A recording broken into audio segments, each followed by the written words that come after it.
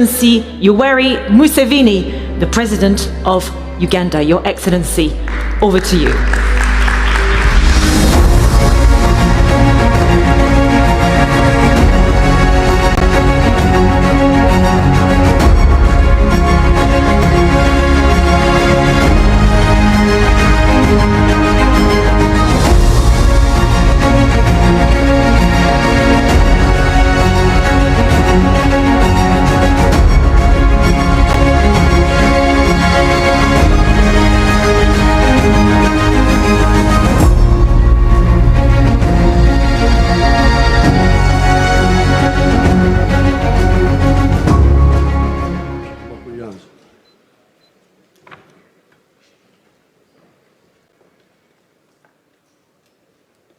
Your Highness, the Crown Prince, Your Excellencies, the heads of state who are here,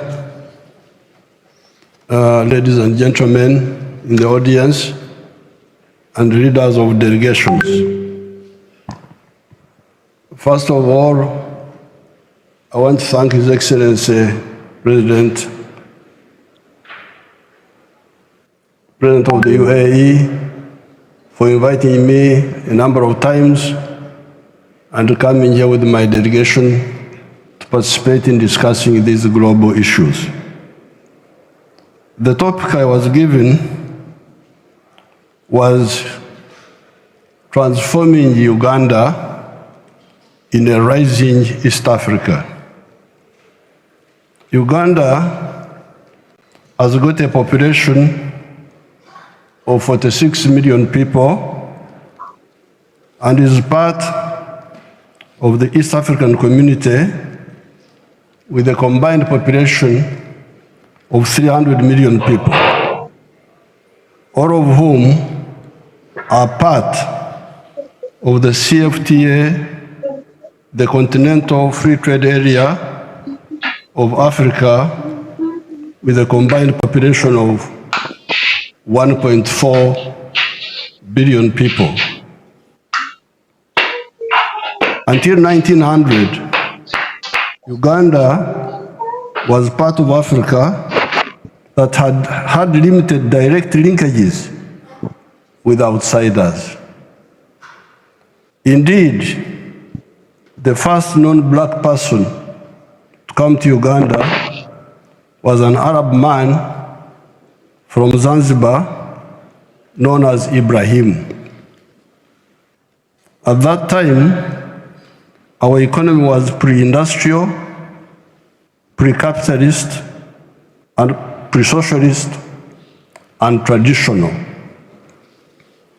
The traditional African economy of that area was based on subsistence agriculture with quite a spectrum of artisan skills, such as blacksmith, carpentry, ceramics, etc. In the 70 years the British were in Uganda, typical of the colonies, they created a small enclave economy of the 3 C's and 3 T's. Enclave economy meant a small island of money economy surrounded by a sea of underdevelopment and moneylessness. The 3 C's were coffee, cotton, and copper, and the 3 T's were tea, tobacco, and tourism. By 1962, that is independence time, only 9% of the homesteads were in this small money economy.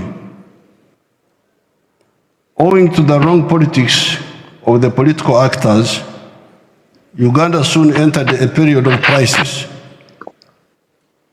In 1971, an illiterate colonial sergeant, Idi Amin, came into power. He ruined the small enclave economy by making many mistakes, including the expulsion of our immigrant Asian community of 80,000 that had been a part of the entrepreneurial class. By 1986, only coffee of the 3 C's was surviving, and only tobacco of the 3 C's was still kicking. Since that time, we have gone through 5 phases as follows. 1, bring back part of the small island of the 3 C's and 3 T's.